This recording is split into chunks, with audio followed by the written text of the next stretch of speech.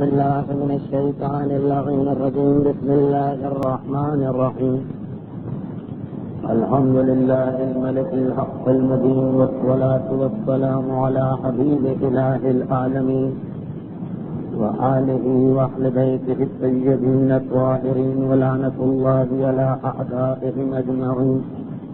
أما بعد، فقد قال سبحانه وتعالى في محكم كتابه الحكيم: بسم الله الرحمن الرحيم.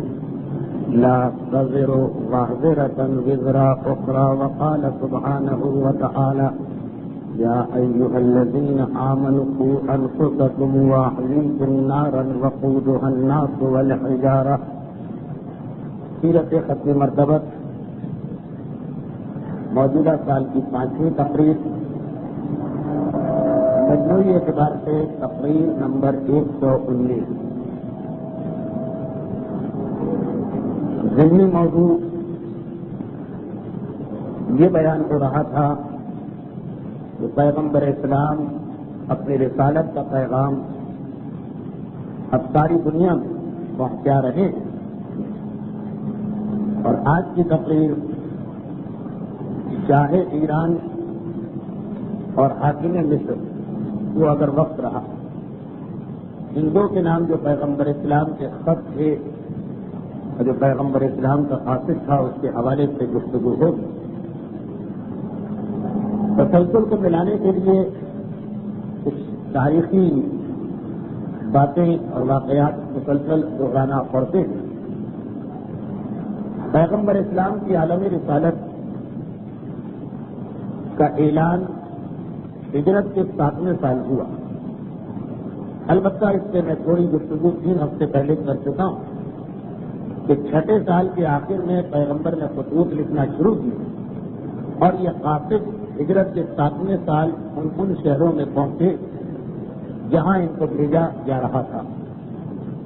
تو گویا اب ہجرت کے 7ویں سال کے حالات بیان ہو رہے ہیں، اور ہجرت کے 7ویں سال کا مقصد ہے پیغمبر اسلام کی عمر مبارک 59 سال ہو چکی ہے. 59 سال اور دوسرا مہینہ چل رہا، یعنی 59 سال اور 7 سال کے درمیانی حالات اس وقت بیان کیے جا رہے ہیں. میں نے یہ مسلسل گزشتہ دونوں تقاریر میں عرض کیا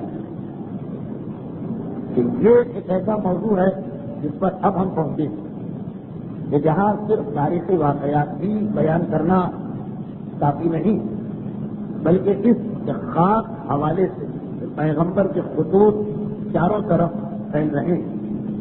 2-3 انتہائی اہم ہماری موجودہ دور کی بالکل واضح ذمہ داریاں بھی سامنے آتی ہیں. جن میں ایک کی ذمہ داری کہ انسان کا یہ فریضہ بن جاتا ہے کہ جتنی اس میں طاقت، حیثیت اور استطاعت ہے، مالی اعتبار سے، جسمانی اعتبار سے، وسائل کے اعتبار سے، اتنا اسے پیغام حق اور پیغام اسلام کو پھیلانا پڑے گا.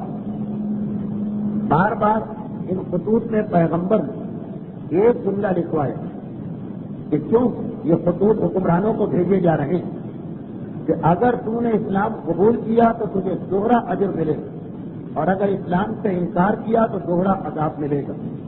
وہ ایک پیغام ہمارے اور آپ کے لیے بھی کہ ہم میں سے جو جب کبھی بھی ایک گھرانے یا خاندان کا سربراہ بنتا تو اب اس کی ذمہ داری دوہری ہو جاتی ہے. اگر وہ دین کا، حق کا، شریعت کا پیغام اپنے گھرانے میں پھیلا لیتا تو وہ سارے افراد خاندان کے اعمال کا ثواب لے جاتا، اور اگر خود اس کے اعمال اور کردار میں خرابی اور اس کی بنا پر یہ خرابی اس کی بیوی اور اس کی اولاد اور اس کے گھر والوں میں منتقل ہو رہی تو سب کے گناہوں کی ذمہ داری بھی اس ایک شخص کی گردن پہ آ جاتی. کیونکہ مسئلہ خالی روم کے بادشاہ یا ایران کے بادشاہ یا مصر کے بادشاہ کا نہیں، مسئلہ سکون کا کہ جب تم اس پوزیشن اور حیثیت میں ہو کہ تمہارے ماتحت کچھ لوگ، تو ان کی نیکیاں بھی اگر تم پاؤ گے اور ان کے گناہ بھی، اس کی ذمہ داری تم پر آئے گی. اور ساتھ ساتھ یہ بھی ہم کو معلوم ہو رہا کہ اسلام قبول نہ کرنے والوں کا مزاج کیا ہوتا ہے، کیوں لوگ اسلام کو رد کرتے ہیں.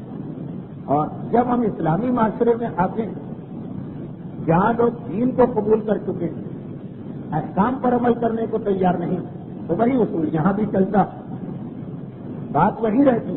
کچھ لوگ عقیدے کا انکار کرتے کافر، کچھ لوگ عقیدہ مان کر عمل کا انکار کرتے فاسق، مگر کیا سبب کہ انسان ایک چیز کی سچائی کو سمجھنے کے بعد بھی اس کا انکار کر رہا؟ بس یہی چیزیں تاریخی واقعات کے اس حصے میں بہت نمایاں۔ ہم نے دیکھا کہ روم کے بادشاہ نے پیغام حق کو سمجھ لیا، منکر بن گئے۔ ہم دیکھیں گے کہ ایران کے بادشاہ نے اپنے کان بند کر دی، وجہ ہم دیکھیں گے کہ مصر کے حکمران کا طریقہ کار کچھ اور، لیکن اسلام قبول نہیں کر رہا۔ غرض یہ کہ اس میں ہمیں یہ ہدایت ملتی کہ عقیدے کے منکر ہوں یا عمل، اسلام ہی کو ماننے کو تیار نہ ہو یا اسلام کو مان کر اس کے واجبات و حرام سے روگردانی کر رہے، نیچر، فطرت اور مزاج ایک ہی جیسا ہوتا۔ وہی روم کے بادشاہ کا مزاج آج ہم ایک جھگی والے اور ایک جھوپڑی والے کے گھر میں بھی نظر آ سکتا، اور وہی حکمران مصر کا انداز و طریقہ آج ہمیں بھیک مانگنے والے فقیر کے گھر میں بھی مل سکتا۔ مسئلہ بادشاہوں کا نہیں، یہ ہر جگہ یہ اصول رہیں گے۔ اس لیے آپ نے بھی محسوس کیا ہوگا کہ ابھی تک 116 تقاریر زیادہ تر تاریخی واقعات آئے، لیکن گزشتہ 2 تقاریر تاریخی واقعات کے ساتھ ساتھ ان مسائل پر بھی میں نے گفتگو کا وقت اتنا بڑھا دیا کہ شاید سیرت رسول واقعہ کم ہو گیا ہوگا اور اخلاقی گفتگو زیادہ ہو گئی ہوگی۔ اور آج کی اس گفتگو کا آغاز میں نے 2 ایسی آیتوں سے کیا جو تاریخی واقعات کے اعتبار سے نہیں، اصول کے اعتبار سے۔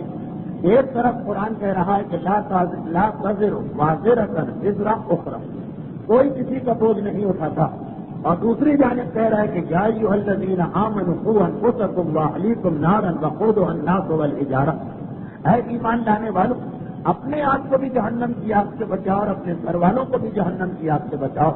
وہاں کہا گیا کہ ذمہ دار نہیں، یہاں کہا گیا لیکن جہنم سے بچانا یہ تمہاری ذمہ داری ہے۔ تفصیل میں جاؤں گا تو یہ بالکل ہی موضوع بدل جائے گا، وہ بھی میں نہیں چاہتا ہوں۔ واقعات یہاں تک پہنچے کہ پیغمبر اسلام نے اپنی مہر تیار کرائی، اور اس کے بعد 29 ایسے خطوط تحریر کیے کہ جو مختلف بادشاہوں اور طاقتور قبیلوں کے حکمرانوں کو بھیجے گئے، جن میں سے 6 خطوط کی اس لیے اہمیت ہو گئی کہ وہ دنیا کے ایسے علاقوں میں بھیجے گئے جن کی اہمیت چھوٹے چھوٹے قبیلوں کے مقابلے میں زیادہ تھی۔ ایک خط روم جا رہا، اور روم جب یہ خط پہنچا تو یہ ذہن میں رکھتے ہوئے کہ روم میں عیسائیت ہے، اور بہرحال عیسائیت کے پاس تصور خدا اور تصور نبوت ہے، اور یہ جتنے بھی خط پیغمبر اسلام کی جانب سے گئے یہ فرق ہمیں نمایاں نظر آ رہا کہ جو ایسے مذہب والوں کے پاس گئے لیکن کے پاس تصور خدا اور نبوت، تو حکمران کی طرف سے اتنی مخالفت نہیں ہوئی۔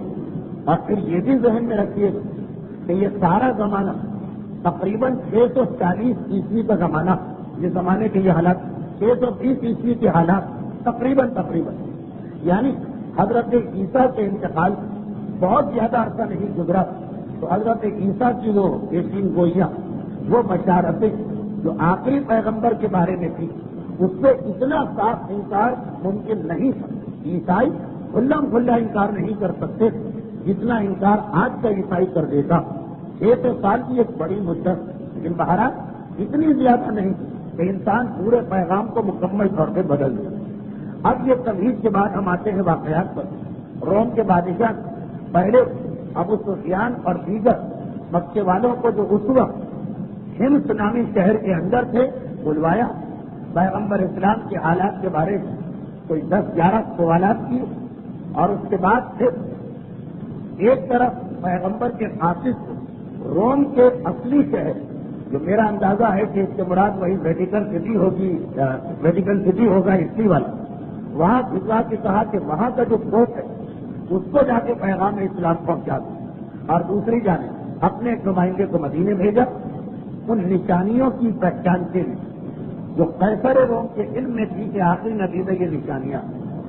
دونوں واقعات ایک ساتھ لے کر تو پیغمبر اسلام کے قاصد دریا قلبی جب پوپ کے پاس پہنچتے تو وہ نہ صرف یہ کہ فوراً پیغام اسلام کو قبول کرتا، بلکہ یہ اندازہ کر لینے کے باوجود کہ میری قوم آسانی سے نہیں مانے وہ ان کے بیچ میں جا کے اس پیغام کو پہنچاتا ہے اور مرتبہ شہادت سے فائز ہوتا اور شہید ہوتے ہوتے اپنا سلام دہیہ طلبی کے ذریعے پیغمبر کی خدمت میں بھجوا دیتا.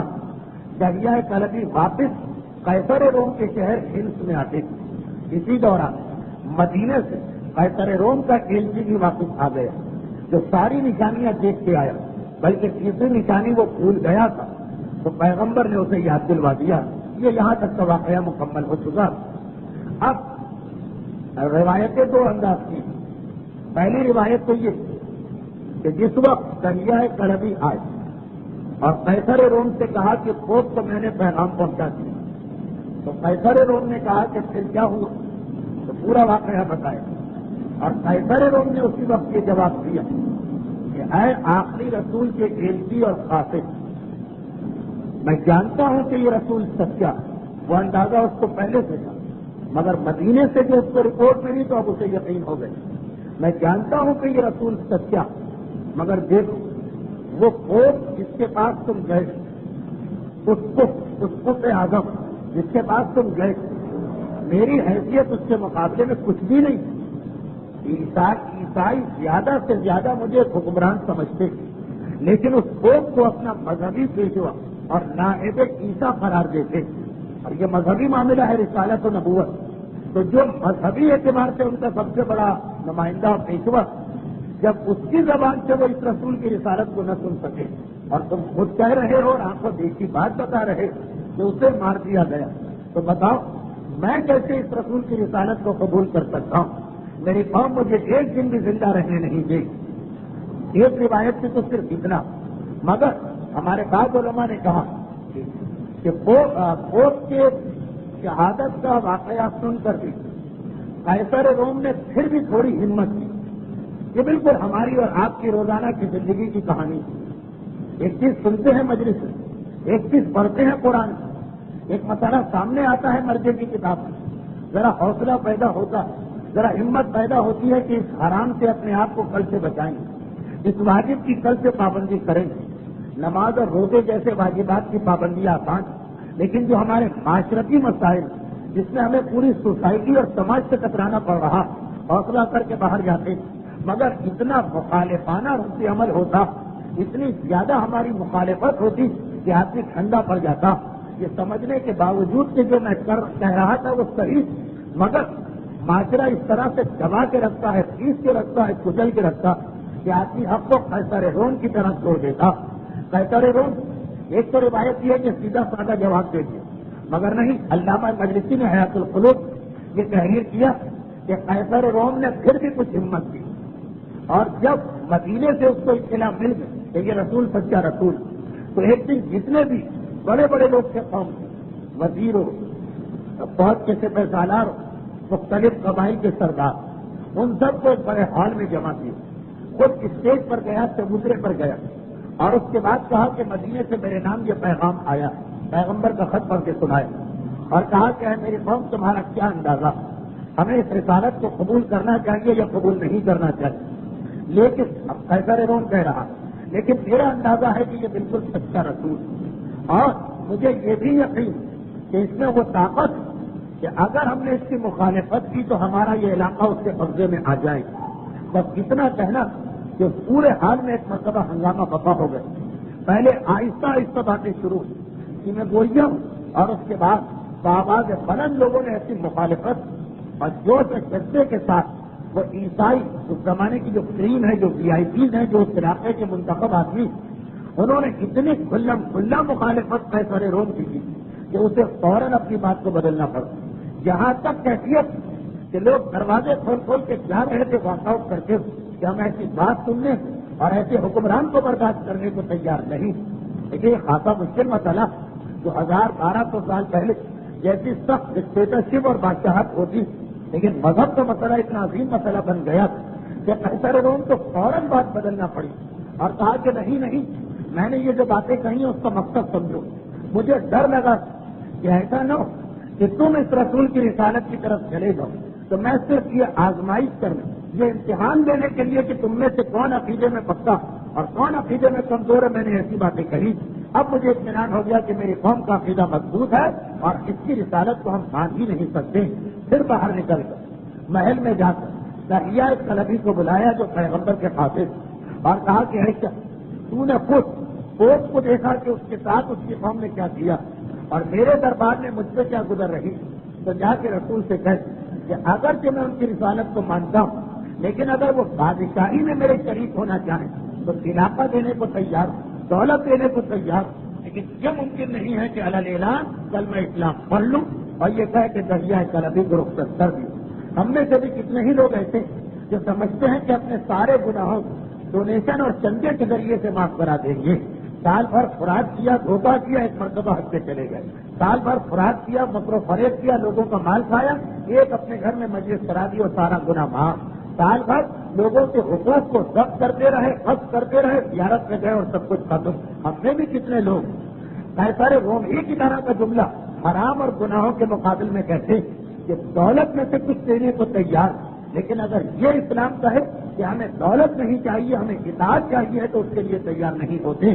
یہ بھی ایک رکاوٹ ہے پیغام حق کو قبول کرنے پر. یہ تھا قیصر روم کا واقعہ. لیکن یہاں اتنا پتا چلا کہ اس نے حق کو پہچان لیا، صرف اپنی قوم کی مخالفت کے ڈر سے وہ گھبرا گیا، قوم کی مخالفت کے ڈر سے. اس کے بعد پیغمبر اسلام کا دوسرا قاصد جو آج کی تقریر کا اصل موضوع ہے. پیغمبر اسلام یہ بھی ایک مستقل عنوان ہے سیرت رسالت سے ہٹ کر کہ جب کبھی آدمی کوئی سفیر مقرر کرے، کوئی نمائندہ مقرر کرے، کوئی ایجنسی مقرر کرے تو اس میں کیا صلاحیتیں دیکھی جاتی ہیں. پیغمبر اسلام کے یہ قاصد یا حسین مظلوم کا قاصد مسلم ابن عقیل کچھ صلاحیتیں دیکھی جاتی. اب ایران کے بادشاہ کے دربار میں بھیجا جا رہا ہے عبداللہ ابن حذافہ کو. یہ بھی پیغمبر اسلام کے ایک انتہائی اہم صحابی. اسی سے کہ انہیں ایران جیسی مملکت میں بھیجا جا رہا اندازہ کیا جا سکتا کہ پیغمبر اسلام کی نگاہ میں یہ کتنے اہم. قیصر روم اگرچہ اس وقت دنیا کی سب سے بڑی طاقت تھا، ایران دوسرے نمبر پر پہنچ گیا، لیکن پیغمبر کو معلوم کہ زیادہ مخالفت کا ماحول ایران میں ہو، کیونکہ ایرانیوں کے پاس اس زمانے میں مجوسی نبوت اور رسالت کا کوئی تصور نہیں ہے.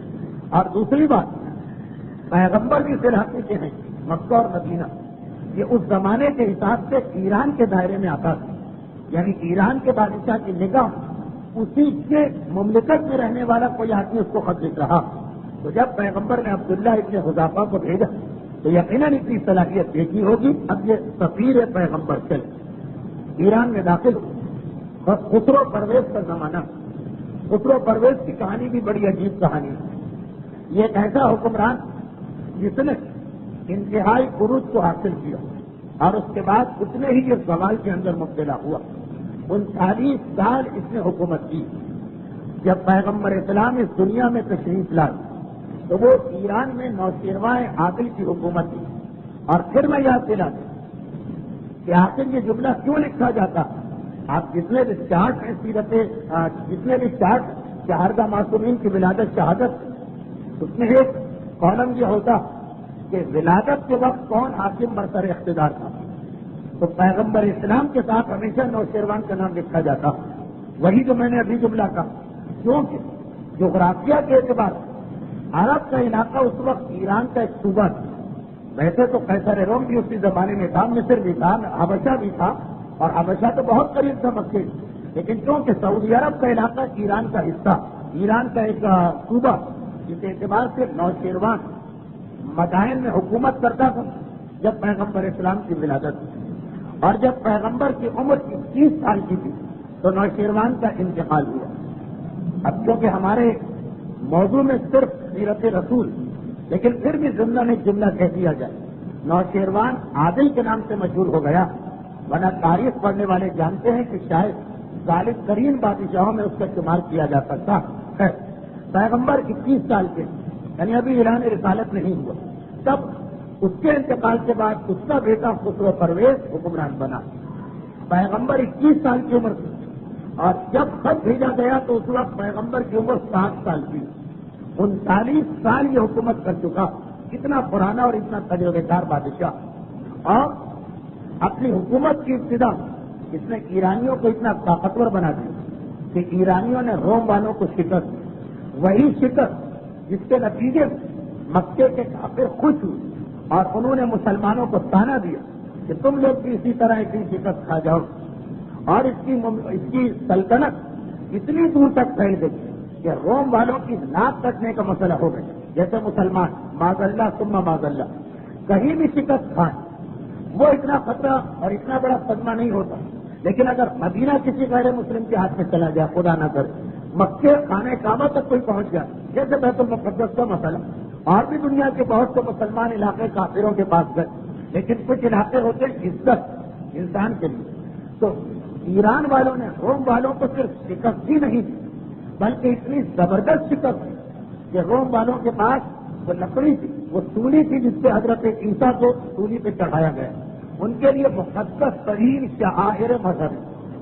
یہ خسرو پرویز اس وقت اتنا ذہین ہوشیار اور عقلمند حکمران کہ اپنی قوم کو اتنا طاقتور بنایا کہ قسطنطنیہ تک اس کی فوجیں پہنچی, اور لکڑی کے اس ٹکڑے اس درخت کو جس پہ سولی دی گئی ایرانیوں عیسائیوں سے چھینا اور اپنے دارالخلافہ میں لے کے آ گئے. ایسا ہی ہے کہ جیسے مسلمانوں سے کوئی کعبہ چھین, کتنی زبردست شکست. لیکن وہی بات کہ چند خرابیاں ایسی کہ جس سے انسان دنیاوی اعتبار سے بھی ناکام ہوتا ہے اور آخرت میں بدترین گناہوں میں سمجھا گیا ہے تکبر, غرور, اپنے آپ کو دوسروں سے بڑا سمجھنا. یہ وہی جذبہ تکبر ہے جس کے بارے میں روایت یہ ہے کہ قیامت کے دن خدا ایسے لوگوں کو چیونٹیوں کی صورت انسان نے چیونٹی بنا کے میدان قیامت میں بھیجے گا. یہ زمین پہ پھیلی ہوں, یہ زمین پہ بکھری ہوں, اور سارا میدان قیامت ان کے اوپر سے گزر رہا ہوگا. اللہ ان کو اتنا حقیر بنائے گا کہ آئے اپنی دولت پہ تکبر کرنے والے, آئے اپنے عہدے پہ تکبر کرنے والے, آئے اپنے خاندان یا اچھے بزنس یا اپنی عبادتوں پہ تکبر کرنے والے, دنیا میں تم کسی اس قابل بھی نہیں سمجھتے تھے کہ اس کے سلام کا جواب دیا جائے. آج تمہاری یہ حالت کہ جنہیں تم حقیر ترین اور ذلیل ترین قرار دیتے ان کے پاؤں میں تمہیں چوٹی بنا کے ڈالا جائے گا اس طرح کہ ان کو پتہ بھی نہ چلے گا کہ وہ کس سے گزر رہے. خسرو پرویز, تکبر, خود پسندی, غرور اور گھمنڈ کی آخری منزل پہ پہنچ چکا, جس کے بعد یہ سارا سوال ہوا. اب اتنی شاندار کامیابی کے بعد پھر وہ وقت آ گئے. اور دوسری بات یہ بھی کہ ہر شخص کو اپنے حالات اور ماحول سے آگاہ رہنا چاہیے. وہ جو پیغمبر کی حدیث کہ من اصبح ولا یہتم بامور المسلمین فلیس بمسلم, اگر کوئی مسلمان اس طرح اٹھے صبح کہ اسے کوئی پرواہ ہی نہ ہو کہ دوسرے مسلمانوں کے ساتھ گزر رہی, وہ سب کچھ ہو سکتا ہے, مسلمان نہیں ہو سکتا. مسلمان اپنے اطراف کے حالات سے باخبر ہوتا, آگاہ ہوتا, اسے یہ بھی پتا ہوتا کہ اس کے اپنے ماحول اور معاشرے میں مسلمانوں پہ کیا ظلم ہو رہا, اور بوسنیا کے اندر اور جنوبی امریکہ کے اندر مسلمان ظلم و ستم کی کس چکی میں پیچھے جا رہے ہیں. کتنی اللہ نے جس کو حیثیت دی, غرب دی کہ یہ دو بدترین خرابیاں خسرو پرویز میں تھی, تو کہا اتنا طاقتور کہ اس زمانے کی سب سے بڑی طاقت عیسائیوں کو شکست دے ان سے وہ سولی تک چھین کے لے آیا. اور کہا پھر وہ وقت آیا کہ رفتہ رفتہ عیسائیوں میں قیصر روم نے طاقت پکڑی اور ایرانیوں کو وہ بدترین شکست دی, جس کے بعد مسلمانوں کی شرط کامیاب ہو گئی اور قیصر روم منت پورا کرنے بیت المقدس آیا. پچھلی 2 تقریروں میں اشارے گزر چکے, لیکن اب تک ایران کے اس بادشاہ اتنا تکبر و گھمنڈ ہے کہ اس کی آنکھیں نہیں کھلی, اور اتنا بے خبر ہے یہ اپنی مملکت کے امور سے. انتہائی خطرناک مرحلہ ہوتا, انتہائی خطرناک مرحلہ کہ جب آدمی کسی چیز میں کامیابی حاصل کر لے.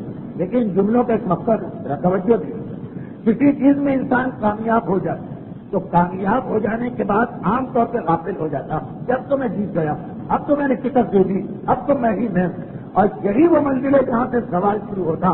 دشمن کسی موقع کی تلاش میں ہوتا, قیصر روم نے کسی موقع کو ڈھونڈا, ساری ذلتیں برداشت کی, ہمارا علاقہ ہاتھ سے نکلا, ہماری عورتیں گلیز بنی, ہمارے یہاں سے وہ سولی کا چھین کے لے جائی گئی, مگر وقت کا انتظار کیا.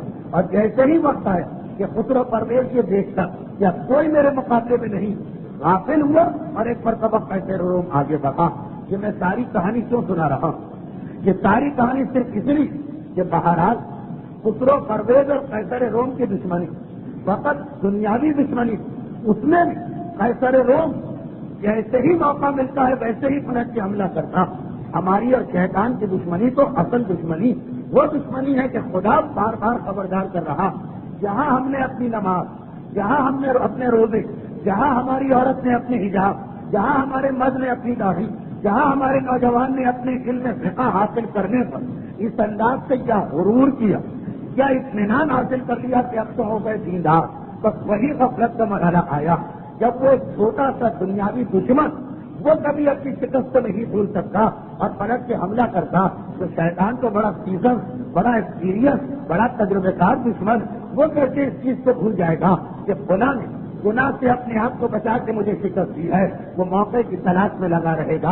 اتنے سال بے حجاب رہ کر اس عورت نے حجاب کر لیا، اتنے سال حرام کھا کر اس مرد نے حلال روزگار کو حاصل کیا، اتنے سال گناہ کر کے یہ ثواب کے راستے پہ آیا. بس اس کو ذرا حاصل ہو جانے دو، اس کے دل میں ذرا اپنی عبادتوں پہ گھمنڈ آ جانے دو اور بس مجھے موقع مل جائے گا میں پلٹ کے حملہ کروں گا. تو یہ سارے واقعات ہمارے صرف سننے کے نہیں، ہماری زندگی میں شیطان اور ہماری جنگ اسی طرح چلتی. چنانچہ جیسے ہی اپنی کامیابی کے بعد ایران کا حکمران غافل ہوا، روم کے حکمران نے کامیابی حاصل کرنا شروع کر دی. اور اس حالات میں کہ جب روزانہ ایران کے حکمران کوئی نہ کوئی شکست کی اطلاع مل رہی، آج کھلا علاقہ چل گئے، آج کھلا علاقہ ہاتھ سے نکل گئے، ان حالات اور ماحول اس کے پاس پیغمبر کا قافلہ تھا. تھوڑا سا یہ پہلے سے جھنجھلایا ہوا، تھوڑا سا یہ اپنی شکستوں سے پہلے سے گھبرایا ہوا، اور پھر یہ دیکھے کہ میرے ہی ملک کا رہنے والا ایک جب مجھے خط بھیجتا اور خط بھی اس طرح کہ اپنا نام میرے نام سے پہلے لکھتا، ویسے والوں کا ایک دماغ بن جاتا، تکبر والوں کی ایک خاص مینٹلٹی ہو جاتی. جو میں اکثر کہتا ہوں کہ آپ انہیں سلام بھی کریں گے تو سمجھیں گے کہ ہم سے کچھ مانگنے آ رہا. وہ کیفیت خسرو و پرویز میں اپنے عروج میں نظر آ رہی.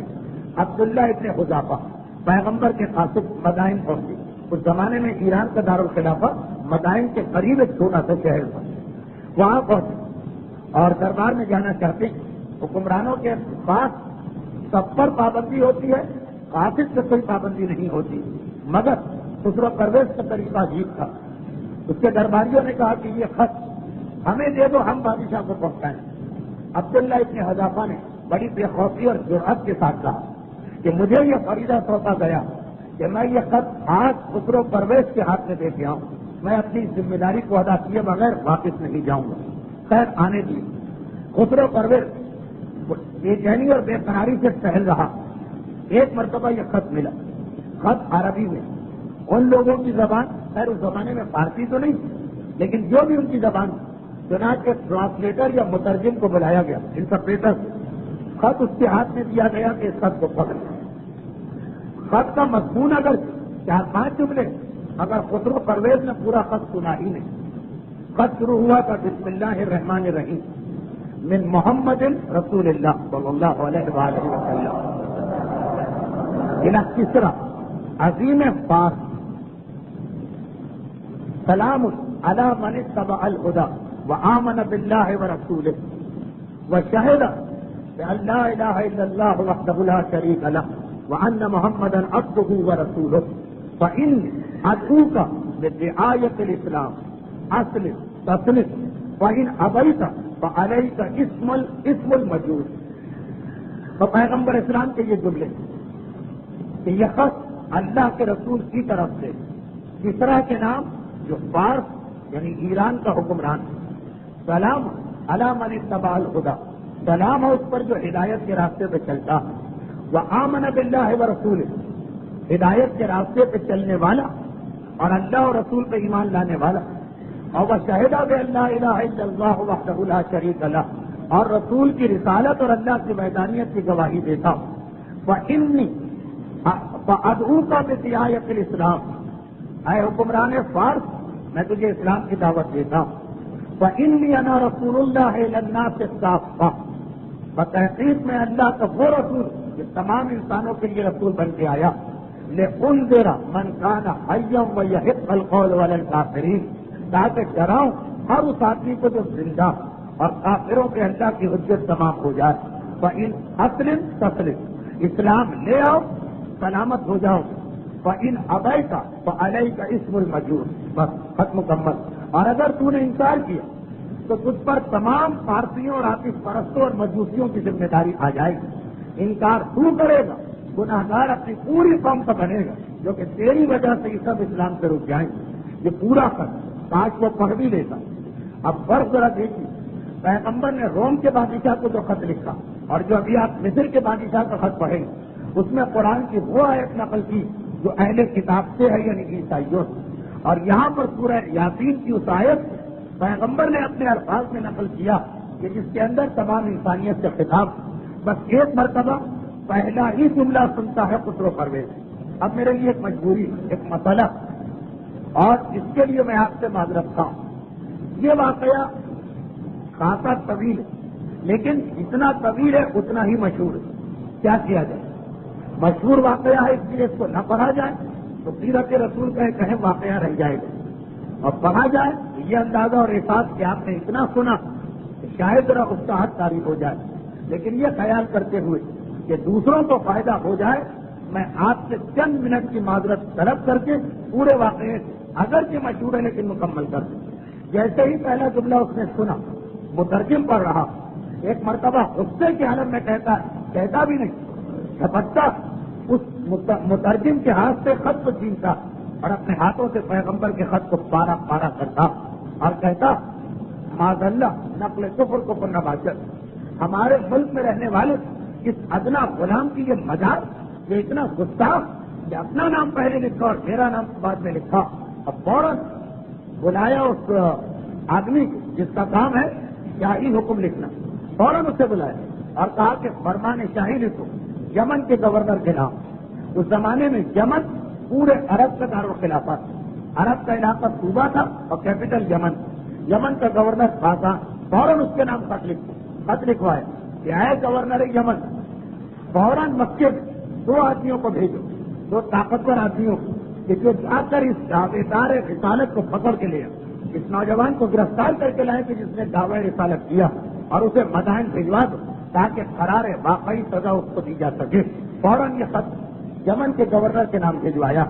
تکبر کی ہے یہ حالت اور غفلت کی یہ کیسی ہے؟ دیکھیے کن ہوا میں رہ رہا، کن خیالوں میں وہ کھویا ہوا، اس طرح سے لکھ رہا کہ 2 آدمی بھیجو جو اس کو گرفتار کر کے لائے. اسے یہ بھی نہیں پتا کہ 7 سال ہو گئے ہیں پیغمبر کو مکہ چھوڑے ہوئے، مدینے آ چکے. جو اپنی مملکت کے حالات سے اتنا غافل اس کو ایسی ہی شکست ہو جاتی، اور جو اپنے ایمان سے اتنا غافل شیطان بھی اس کو ایسی ہی شکست دیتا. لکھ رہا ہے مکے بھیجو، جبکہ 7 سال ہو گئے پیغمبر کو مکے سے نکلے، اور اتنا غافل کہ 2 آدمیوں کو بھیجو. یہ بھی لکھ دیتا کہ ایک فوج بھیجو، 2 آدمیوں کو بھیجو جو اسے گرفتار کر کے لے آئے. یعنی اسے پتا ہی نہیں کہ پیغمبر اسلام دنیاوی اعتبار سے واضح ہو ٹھنڈا کے سارے مارکے ہو چکے، خیبر کی لڑائی ہو چکی. کیا سوچ رہا کہ جیسے کام کا آدمی ہے 2 سپاہی جائیں اور گرفتار کر کے لے آئیں. مورخین خاص توجہ کے ساتھ یہ جملے لکھتے ہیں تاکہ آپ کو اندازہ کہ شکست انہیں تو مقدر بنتی ہے جو اتنے قابل ایش پسند اور لاپرواہ ہو جائے، چاہے حکومت سے، چاہے اپنے گھر سے، چاہے اپنے ایمان سے. خیر ایک طرف سے یہ خط بھیجا، دوسری جانب پیغمبر اسلام کے قاصد کو احسان کرتے ہوئے دربار سے نکلوا دیا کہ ویسے تو تمہاری گردن اڑا دینا چاہیے تھی، تم ایسا خط لے کے آئے، لیکن جو کہ تم قاصد ہے تو واپس چلے جاؤ. اب یہاں پہ 2 روایتیں. ایک روایت یہ ہے کہ پیغمبر کا قاصد خالی ہاتھ واپس بھیج دیا گیا، جو عام طریقہ کار کے خلاف ہے. بادشاہوں کے دربار میں دشمن سے دشمن کا بھی قاصد ہے، جب جائے گا تو اسے کوئی تحفہ ضرور دیا جاتا، چھوٹے اور بڑے کے غرض نہیں. تو بعض علماء نے لکھا کہ اتنا متکبر، اتنا گھمنڈی، اتنا مغرور تھا یہ انسان کہ ایک مرتبہ ایسے ہی واپس کر دیا. اور کچھ نے لکھا کہ اور زیادہ اس نے مذاق اڑانا چاہا پیغمبر کا اور قاصد. چنانچہ ایک مرتبہ کہا کہ مٹھی خاص، ایک مٹھی مٹی اٹھائی اور پیغمبر کے قاصد کے حوالے کی، جاؤ یہ لے کے چلے گا، یہ ہے تمہارا تحفہ. وہ قاصد جو یا قیمتی لباس لاتے ہیں، وہ قاصد جو یا سونا اور چاندی لاتے ہیں، وہ قاصد جن کو یا درہم و دینار دیا جاتا. قاصد کا احترام ہر قوم میں ہوتا، مٹی دے کے بھیجا جا رہا. پیغمبر اسلام کے پاس عبداللہ ابن حذافہ پہنچے اور کہا کہ اللہ کے رسول یہ واقعہ پیش آیا. پیغمبر اسلام نے ہاتھ اٹھایا اور ایک مرتبہ کہا کہ اللہم مصدق ملکم، پروردگارا جس طرح اس نے میرے خط کو چاک کیا ہے اور پارا پارا کیا، تو اس کی حکومت کے بھی اسی طرح سے ٹکڑے ٹکڑے کر دے. پیغمبر کی زبان اس کے بارے میں یہ دعا کی، یہ پیشین گوئی. اور دوسری روایت یہ کہ پیغمبر نے دعا نہیں بلکہ صرف اتنا کہا کہ مصدقہ کتابی مصدقہ بالکل، اس نے میرے خط کو پڑھا ہے، اس کی مملکت کے ٹکڑے ٹکڑے ہو کے رہے. اور پھر جب عبداللہ ابن حذافہ نے کہا اللہ کے رسول ذرا دیکھیے تو صحیح، اس کے بعد اس نے چھٹی دے کے مجھے بھیجا. یعنی اس سے زیادہ کیا توحید کی جائے گی؟ خالی ہاتھ واپس بھجوانا پھر بھی بہتر اس کے مقابلے. مگر وہی مومن کو جو صبر اور تحمل کا مظاہرہ کرنا، غصے کو ضبط کرنا، برائیوں کو بھی اچھائیوں میں بدلنا. پیغمبر مسکرائے اور مسکرا کے کہا یہ تو انتہائی دیکھ بھال، اس نے اپنی مٹی ہم کو بھجوائی اپنے ملک کی، گویا اس کا ملک ایک دن ہمارے ہاتھ میں آئے گا، اس کا ملک ہمارے قبضے میں آئے گا. اس نے اپنی زمین کا ٹکڑا ہم کو دے دیا ہے، یہ فال نیک ہے، گویا اس کی زمین ہم کو ملنے والی. صلح حدیبیہ کے سلسلے کی تقاریر میں نے یہ عرض کیا کہ نیک فال لینا کسی چیز سے اسے اسلام پسند کرتا.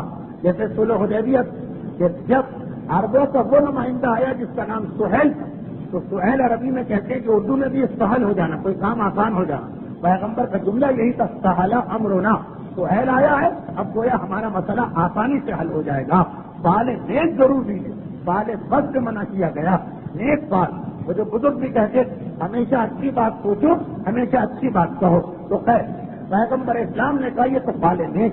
دیکھیے کس طرح ایسا ترین دشمن رسالت کہ اس کے بعد مسلمانوں نے اپنی اولاد کے نام پرویز رکھنا بند کر دیے. اگر کہ کبھی نہ رسول نے اسلام کو برا کہا نہ امام نے، لیکن اسلام کو اپنی اولاد میں رکھنا بند کر دیا کہ یہ وہ دشمن رسالت جس نے پیغمبر کے خط کو پھاڑا.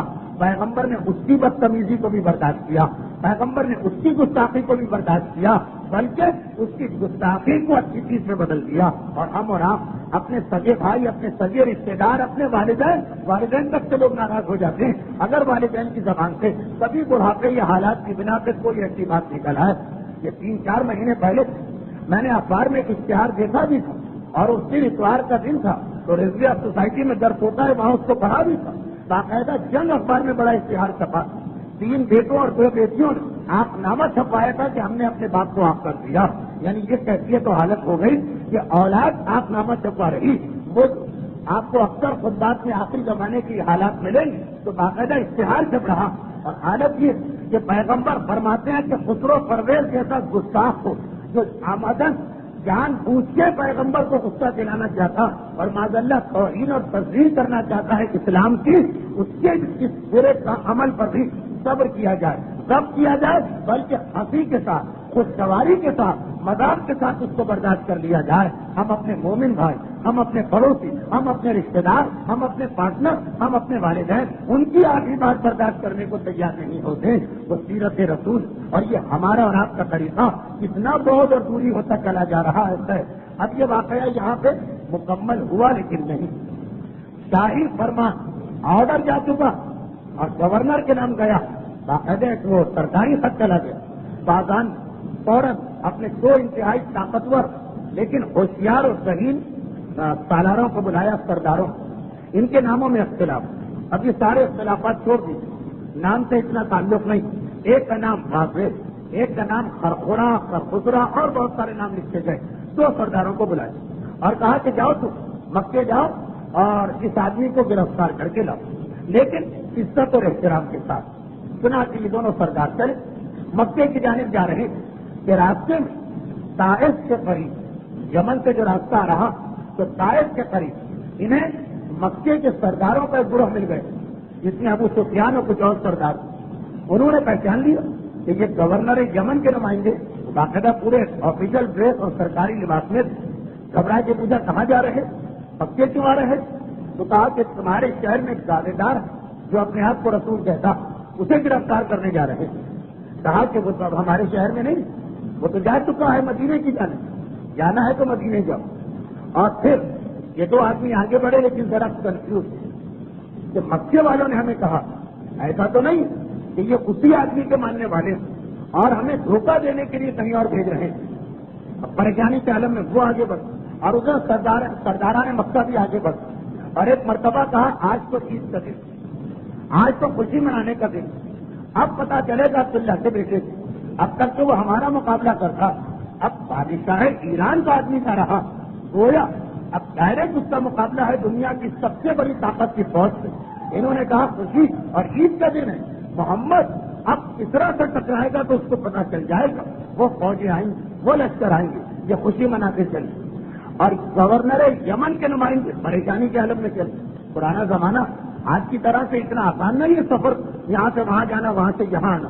6 مہینے ادھر سے ادھر آدمی بھٹک سکتا.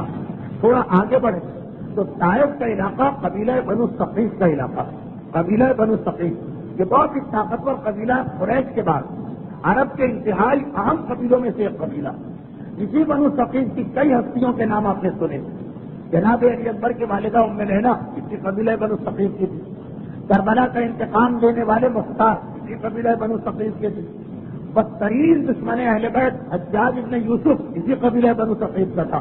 بہت ہی مشہور یہ قبیلہ, اور عربوں میں ایک زمانے میں بہت بدنام رہ چکا تھا, کیونکہ جب یمن کے بادشاہ ابراہم ہاتھی لا کر خانہ کعبہ پہ حملہ کرنا چاہا تو صحرا میں وہ راستہ بھول گیا. اسی قبیلے کے ایک آدمی نے اس کو مکے کا راستہ بتایا. اب یہ ایک لمبی چوڑی کہانی ہے, کیوں سیرت رسول بنو ثقیف کا اسلام, اس قبیلے کا اسلام, یہ بہت ہی اہم اور دلچسپ واقعہ انشاءاللہ اگلے سال آئے گا. یعنی اگلے سال سے مطلب یہ ہے کہ سن 8 ہجری کے حالات میں یہ ہو سکتا ہے کہ اسی سال رجب کے مہینے کی تقاریر میں آ جائیں, وہاں اس قبیلے کی تفصیلی بات چیت ہو. خیر اس قبیلے کا ایک آدمی مل گئے, اس نے دیکھا یہ بہت پریشان ہے, پاس کیا بات. جواب دیا وہ ایک دعوے دار رسالت ہے, اس کا مکے کا پتہ, کچھ لوگ کہہ رہے مدینے میں. بنو ثقیف والے نے اطمینان دلایا, کہا کہ میں خود اس کو دیکھ کے آیا ہوں, واقعاً وہ مدینے میں رہتا ہے, تم مدینے جاؤ. اس کا شکریہ ادا کر کے یہ 2 گورنر یمن کے نمائندے مدینے پہنچے, اور پھر وہ واقعات پیش آ گئے کہ جو پتہ نہیں کیوں یہ عالمی رسالت کے سلسلے میں پچھلی تقریر میں بھی یہ موضوع آ گیا, جس کو میں چھیڑنا نہیں چاہتا, اور آج پھر یہ موضوع آ گیا. لیکن آج تو بالکل یہ موضوع آنا چاہیے. مناسبت گورنر یمن کے نمائندے پہنچے, لوگوں سے پتہ پوچھتے پوچھتے مسجد النبوی میں داخل ہوئے, اور ان کی حالت یہ تھی کیونکہ کیا ہی نمائندے بن کے آئے تو پوری شان و شوکت کے ساتھ آ رہے ہیں. یعنی باقاعدہ انہوں نے چاندی کے کمربند پہنے, سونے کے کنگن ان کے ہاتھوں میں, پیغمبر کے پاس آفیشل نمائندہ بن کے جا رہے ہیں تو خوب داڑھیوں کو منوا کے اور شیپ کر کے آ رہے ہیں. سونا آئیں, اتنی بڑی طاقت کے نمائندے بن رہے ہیں, سونا بھی پہنیں, داڑھی بھی منوائیں. یہاں ہمارا ایک بچہ جس کی شادی ہو رہی ہوتی اس خوشی میں پھولا نہیں سماتا کہ جی آج مثلاً مجھے ایک عورت سے اختیار مل رہا تو سونے کی انگوٹھی بھی پہنے گا, داڑھی بھی رکھتا, تو سہاگ رات تو منہ دکھائی کی رات میں کون داڑھی رکھ سکتا, تو ایک مرتبہ داڑھی بھی منوائی جاتی.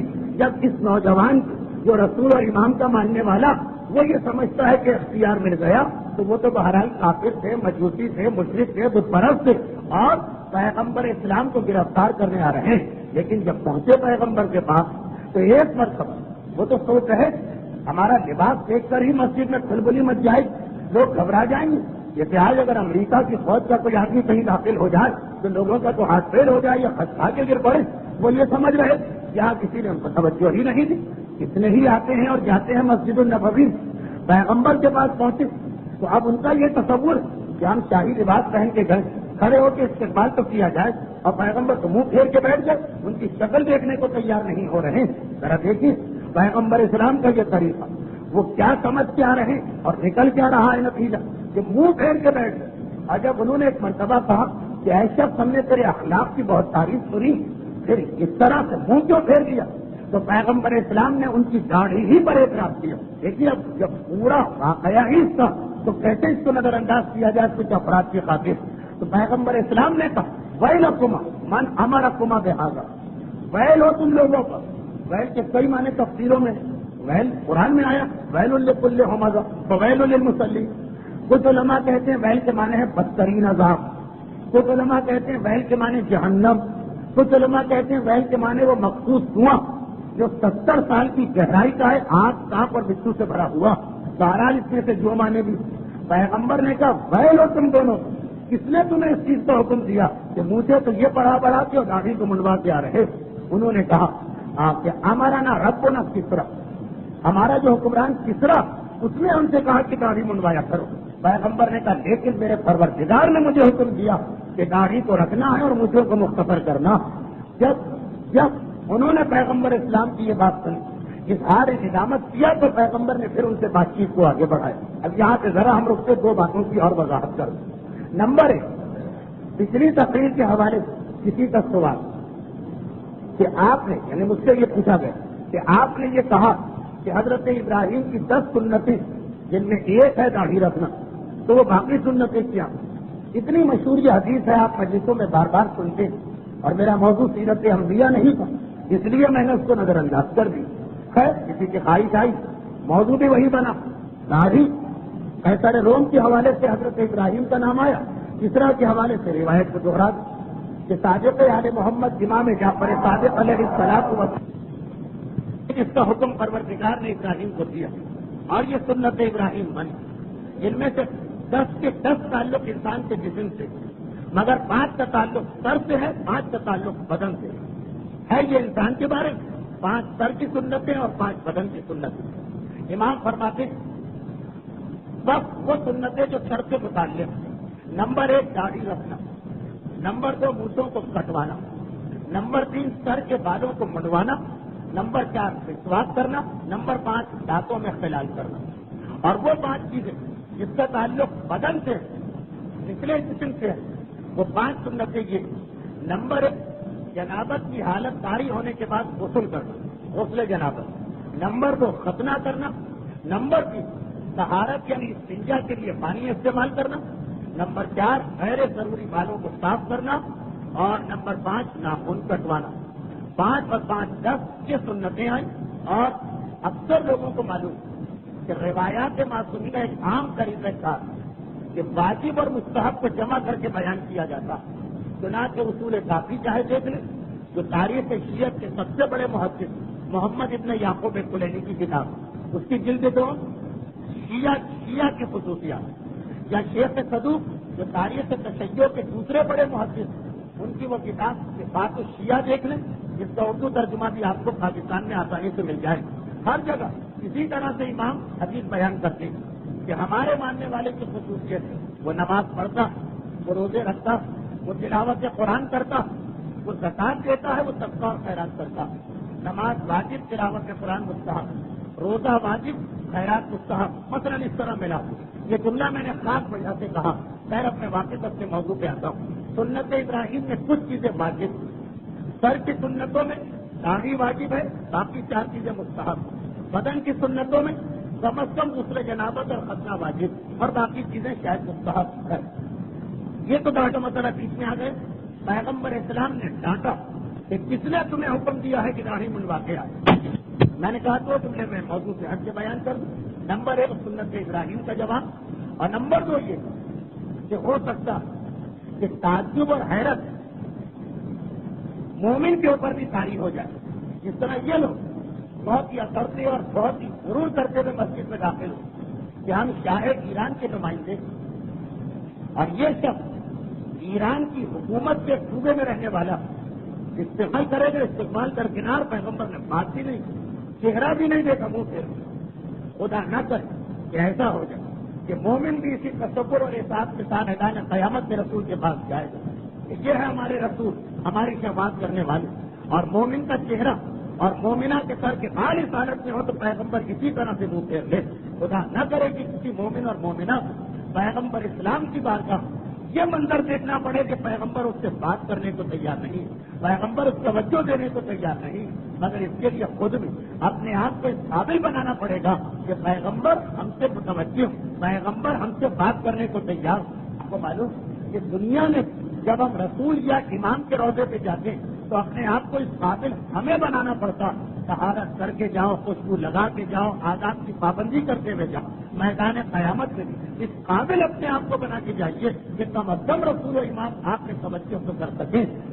ان نقل اعلیٰ خلق نبی, جس رسول کے اخلاق کا قرآن تذکرہ کر رہا, وہ پیغمبر داڑھی منڈوانے کے عمل کو برداشت نہ کر سکا. اور پھر جب اظہار ندامت ہو گیا تو انہوں نے پیغمبر اعلان سے کہا کہ ہم ایران کے بادشاہ خسرو پرویز کے گورنر باغان کے نمائندے.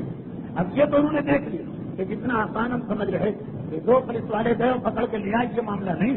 پورا مدینہ اصحاب رسول سے بھرا ہوا، اسلحہ فوجی. تو یہ تو سمجھ ایک مرتبہ کہا یہ خط ہم کو دیا گیا اور گورنر یمن آپ کو یمن بلایا، آپ ہمارے ساتھ چلیں، اور اگر آپ نے چلنے سے انکار کر تو ساپان ایران کا نام تھا، ساپانی فوجیں اتنی طاقتور کہ آپ کا پورا شہر ان کے گھوڑوں کی ٹاپوں تلے خون دیا جائے گا اور آپ سب کا خاتمہ ہو کے رہ جائے گا. پیغمبر اسلام اچھا یہ الفاظ انہوں نے انتہائی سلیقے اور ڈپلومیٹک انداز میں گئے. وہ انداز نہیں تھا جو بادشاہ کا انداز تھا. حالات دیکھ رہے ہیں، ماحول دیکھ رہے ہیں. ایک مرتبہ پیغمبر نے کہا اچھا ایسا کر، ایک دن ٹھہر جا، میرا پروردگار اس سلسلے میں جو حکم دے گا وہ میں کل تمہیں بتاؤں. یہ بات پیغمبر نے کہی پیر کا دن 9 جمادی الاول کی تاریخ. جمادی الاول جو مہینہ شروع ہونے والا ہے، پیر کا دن تھا 9 جمادی الاول کی تاریخ. 7 ہجری کا سن تھا جب مدینے کی مسجد ایرانی بادشاہ کے نمائندے آئے. پیغمبر نے کہا ایک دن ٹھہر گئے. اگلا دن آئے یعنی منگل کا دن 10 جمادی الاول سن 7 جب وہ صبح مسجد النبوی میں آئے تاکہ جواب حاصل کریں تو پیغمبر نے کہا سن، میرے پروردگار نے مجھے یہ بتایا کہ یہ رات جو ابھی گزری، ہندوستانی اور پاکستانی لوگ کہیں گے پیر کی رات، اسلامی اعتبار سے شب منگل، جو رات ابھی گزری اس رات کے 7ویں گھنٹے 13 حکمران مارا گیا اور اس کے سگے بیٹے نے اپنے باپ کو قتل کیا. حکومت بدل چکی ہے، وہ حاکم ہی نہ رہا جس کے خط کو لے کے میرے پاس آئے اور مجھ سے کہہ رہے ہو کہ چلو. پیغمبر اسلام اس انداز سے یہ بات کہہ رہے ہیں کہ تاریخوں میں لکھا کہ دونوں اگرچہ انتہائی تجربے کار اور انتہائی تجربے کار آدمی سے انتہائی تجربے کار اور دانشمند جسم کام ہو، جسم میں لڑنا کاری ہو گئے. آج ایسا اتنا تیرا جانے سے انکار کرنا تعجب والا، تو منع کر رہا ہے کہ میں نہیں جاؤں. اس سے زیادہ تعجب والا تیرا یہ جملہ کہ یہاں بیٹھے بیٹھے غیب کی خبریں دے رہا. اور پیغمبر نے کہا آپ اس دن کہا کہ اچھا ہم جاتے ہیں گورنر کے پاس اور معلوم کر کے آتے ہیں کہ نیا حکم کیا. پیغمبر نے کہا میرا پیغام لے کے جا، بازان سے کہنا کہ یاد رکھ جہاں وہ بیٹھا وہاں تک میری افواج اور میری فوجوں کے گھوڑے پہنچیں گے. اب وہ تو وہ جہاں اس کا بادشاہ، وہ علاقہ بھی میری امت کے قبضے میں آنے والا. اگر وہ پیغام حق کو قبول کر لے تو میں اس سے وعدہ کرتا ہوں کہ یمن کا علاقہ خود ہی کو دے دیا جائے گا، وہ اس کا گورنر رہ سکتا. یہ پیغام پہنچا دے گا. وہ واپس جانے لگے. پیغمبر نے جو طریقہ انتہائی ان کی کمر بند ان کو دی، کمر بند تو نہیں بلکہ یہ کہا جائے کمر میں باندھنے والے پٹے جیسے بیلٹ ہوتی، پیغمبر نے بطور ہتھیار ان کو دیا. وہ یمن کو بادان نے جب پیغمبر کا یہ جملہ سنا، رات کی 7ویں گھڑی میں میرا حکمران مارا گیا، گھبرا کے تھا. یہ تو بادشاہوں اور حکمرانوں کا طریقہ نہیں. ایسے جملے تو صحیح کہہ سکتا ہے کہ پیغمبر ہم انتظار کرتے. اگر یہ بات صحیح نکلی تو میں اس کی رسالت کو مان لوں. اور چند ہی ہفتوں کے بعد ایران نیا حکم آ رہا. خسرو پرویز کا بیٹا گورنر کے نام خط بھیجتا اور کہتا ہے کہ اے دادا، میرا باپ تمام وزیروں کو اور تمام درباریوں کو متفقہ فیصلہ کہ اس نے عیش و آرام اور عشرت ایران کی عزت کو خاک میں ملا دیا، مسلسل شکستیں کھائیں، اب وہ حکومت کے قابل نہیں رہا. اور کیونکہ اور کوئی طریقہ نہ تھا اسے ہٹانے کا، اس لیے تمام دربار کے متفقہ فیصلے رات کی تاریکی میں نے اپنے باپ کو قتل کیا. اب میں نیا حکمران ہوں اور اس وقت ایسے حالات نہیں کہ ہم کسی نئے جھگڑے میں پڑیں. اس لیے میرے باپ نے جو خط مجھے بھیجا جس میں اس دعوے دار رسالت کو گرفتار کرنے کی بات کی، فی الحال اس کو چھوڑ دے، فی الحال اسے نظر انداز کر دے. ہمیں پہلی توجہ اپنے بڑے دشمن روم والوں کے دینا. بازان کے ہاتھ سے یہ خط آیا، نگہ کیا اس نے اور اس کے پورے دربار نے کلمہ اسلام پڑھا. اور وہ گورنر جو پیغمبر کو گرفتار کرنے کے لیے تیار ہو رہا وہ دائرہ اسلام میں داخل ہو جاتا. یہ ایران کا واقعہ مکمل. اب پیغمبر اسلام کا تیسرا خط جو مصر کے حکمران کے نام ہے لیکن وہ آئندہ، کیونکہ یہ 3 واقعات بہت اہم ہیں. ایران کا بادشاہ اپنے تکبر و غرور میں حق کو قبول نہیں کر رہا. روم کا بادشاہ درباریوں اور اپنے در سے قبول نہیں کر رہا. اور مصر کا بادشاہ بادشاہت کی لالچ، دو الگ چیزیں. ایک ہے پیسے کا لالچ جو آپ آئندہ سنیں گے مصر، اور ایک ہے پیسے کا لالچ نہیں، رشتے داروں کے تانے، گھر والوں کے تانے، وہ ہے فیصل روم. البتہ جب یہ سارے واقعات مکمل ہوں ہم ایک مرتبہ ان تمام واقعات کی روشنی میں دیکھیں گے کہ آج ان میں سے ہر حکمران کی نیچر ہم میں سے کچھ لوگوں میں کیسے پائی جاتی ہے۔ اب اگر مصر کا واقعہ شروع کیا جا سکتا، زیادہ تفصیلی بھی نہیں، لیکن کم سے کم 15 منٹ لگیں گے، اور میرا یہ وعدہ تو رہا کہ اس سال حد تک انسان کچھ نہ کچھ مسائل فقہ کا بیان ہوتا رہے گا۔ تو 55 منٹ کی اس تقریر کے بعد سیرت رسول پر میری گفتگو اختتام کو پہنچی۔ 10 منٹ یا 8 منٹ مسائل، 2-3 منٹ مسائل کوشش کروں گا، سردیاں ہیں، راتیں بہت بڑی ہیں، بہت زیادہ تاخیر نہ ہو۔ اب اس سے پہلے کہ تقریر کا دوسرا حصہ جو آج کی تقریر کا خلاصہ بھی شریعت پہ عمل کرنا ہے، شیطان ہزاروں طریقوں سے بہتاتا، اب وہ شریعت آپ کے سامنے پیش کی جائے، اس سے پہلے ایک مرتبہ درود بھیجیے محمد والے۔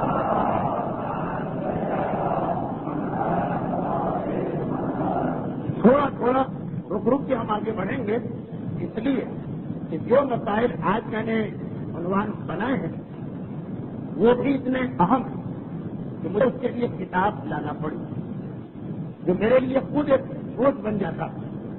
اس انداز سے میں تقریر اور مسائل بیان کرنے کا عادی ہوں، اس میں جو مجھے روانی چاہیے ہے کتاب رکاوٹ بن جاتی ہے۔ لیکن وہی بات کہ اتنے سارے مسئلے پچھلے سالوں میں لوگوں کو بلا وجہ میری دشمنی اور مخالفت پر آمادہ کرتے ہیں، یہ تو ہو نہیں سکتا، یہ تو غلط مسئلہ، کیونکہ اردو کتابوں میں وہ باتیں نہیں ملتی۔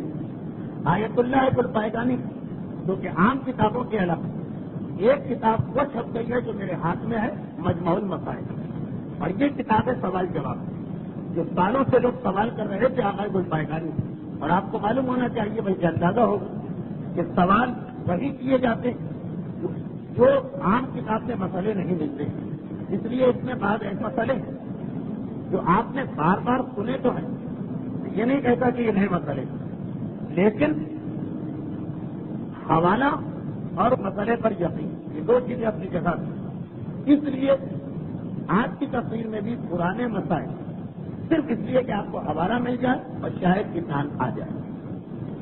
اچھا، ایک مسئلہ تو میں خیر موضوع سے ہٹ کے بتا رہا ہوں کہ میرا موضوع کیا ہے، مسائل جو میں نے بار بار اس سے پہلے بھی پڑھا، حقوق الناس، نابالغ وارثوں کے مال کی اہمیت، مرنے والے کی میراث کا احترام، کئی دفعہ میری مجالس کا بھی عنوان رہا اور لوگوں نے ہمیشہ اسے مذاق قرار دیا۔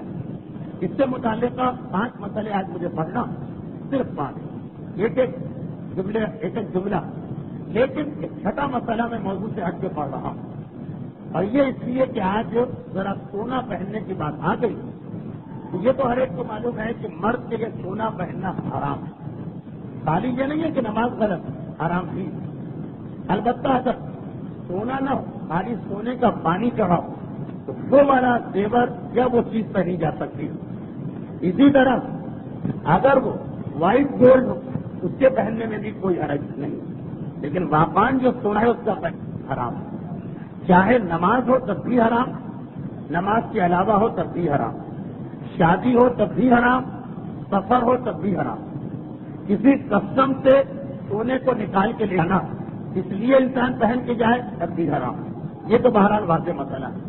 البتہ عقائد البیگانی کے یہاں اس سے متعلقہ ایک مسئلہ ملتا تو خیر کہاں پیش آتا ہے، لیکن پھر بھی پڑھی دوں۔ کتاب مجموع المسائل، جلد اول، صفحہ نمبر 565 اور سوال نمبر ہے 100، اس کا نمبر ہے 100۔ فرماتے ہیں ایک شخص اپنی بیوی کے لیے سونے کی انگوٹھی خریدنے جا رہا، اب یہ دیکھنے کے لیے کہ سائز صحیح ہے یا نہیں، وہ ایک لمحے کے لیے اپنی انگلی میں پہن رہا، کیا یہ حرام ہے؟ جواب دیتے کہ صرف اتنی مقدار جو آپ نے بتائی، صرف سائز کا اندازہ کرنا ہے، عیبی نہ دارا، کوئی حرج نہیں ہے، یہ بالکل جائز ہے۔ یہ تو ہو گیا موضوع سے ہٹ کر مسئلہ، عورتوں کے خوش ہو جانے والا، مردوں کے غمگین ہو جانے والا، لیکن اس کے بعد آئیے ہم اپنے موضوع کے مطابق چند متفرق مسائل آپ کے سامنے پیش کریں۔ یہ جو مسائل اب میں آپ کے سامنے پڑھ رہا ہوں، یہ سارے کے سارے وہ مسائل جن کا تعلق حقوق الناس کی اہمیت اور حقوق الناس کی رعایت سے ہے۔ پہلا مسئلہ جو میں پڑھتا ہوں اب بار بار شاید حوالہ دینا مناسب نہ ہو، کہاں تک صفحہ نمبر اور پیج نمبر پڑھا جائے، پھر بھی اپنی حد تک کوشش کروں گا کہ اس کی پابندی رہے۔ میراث سے متعلق ایک پہلا مسئلہ سن لیجیے۔ یہ مسئلہ بھی کوئی خاص مسئلہ نہیں ہوگا ان کے لیے کہ جن کی معلومات آلریڈی کچھ مسائل میں ہیں، لیکن فقط اس لیے کہ ایک اندازہ ہو جائے کہ کتنی اہمیت ہے میراث کی۔ اسی کتاب جلد اول کا صفحہ 551 سوال نمبر 46 فرماتے ہیں کہ ایک شخص کی مفاتیح الجنا ہمارے پاس اور اس کا انتقال ہو گیا، اب ہماری ذمہ داری کیا ہے؟ کیسی کتاب؟ دعاؤں کی کتاب، مختصر کی کتاب۔ کیا یہ کتاب ہم مرنے والے کی طرف سے راہگاہ میں یا کسی مسجد میں لے جا کے رکھ سکتے ہیں؟ کتاب بہت پرانی ہے، اور یا یہ کہ اگر ہم کہیں دے چکے تو کیا کرنا ہے؟ فرماتے ہیں کہ مختصر ترین یا قدیم ترین کتاب کیوں نہ ہو، میراث کا حصہ ہے، ہر صورت مرنے والے کے وارث کو دیا جائے، سوائے اس کے کہ وہ لوگ راضی ہو جائیں کہ ہم قیمت لے سکتے ہیں۔ یہ میں نے مسئلہ اس لیے پڑھا کہ چیز کے پیسے دینا بھی بیکار ہے، وہی چیز جو میراث میں شامل ہے وہ دینا پڑے گی۔ اس سے زیادہ اہم مسئلہ اب آ رہا ہے۔ البتہ میں پھر بتا دوں کہ یہ مسئلہ وہ ہے جو میں بار بار پڑھ چکا ہوں، لیکن آپ کو اطمینان حاصل ہو جائے کہ غلط نہیں پڑھا گیا، اس لیے ایک مرتبہ سن لیجیے۔ دیکھیے کتنا مشکل مسئلہ ہے، البتہ جن لوگوں کو اہمیت معلوم ہے حقوق الناس کی ان کے لیے تو زیادہ مشکل نہیں۔ صفحہ نمبر 131 سوال نمبر 16 مسئلہ سنیے۔ فرما رہے ہیں کہ انسان کسی کے گھر میں نماز پڑھ رہا تھا اور اس نے مالک سے اجازت دے رکھی تھی، نماز ہم نے شروع کر دی کہ مالک کے مکان کا انتقال ہو گیا بیچ نماز میں۔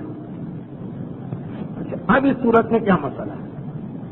فرماتے ہیں کہ اگر نماز قضا نہیں ہو رہی، ایک تو اگر بالکل قضا ہو رہی تو دوسری بات، اگر قضا نہیں ہو رہی اور آپ کو یہ نہیں معلوم کہ جو بعد والے مالک آئے وہ راضی ہیں یا راضی نہیں، یا وہ ایسے ہیں کہ راضی ہو ہی نہیں سکتے، مثلا فرماتے ہیں کہ وارثوں میں کوئی ایک نابالغ ہے تو واجب ہے کہ فوراً اپنی نماز کو توڑ لیں اور اس گھر سے نکل کر دوسری مباح جگہ میں جا کے نماز پڑھیں۔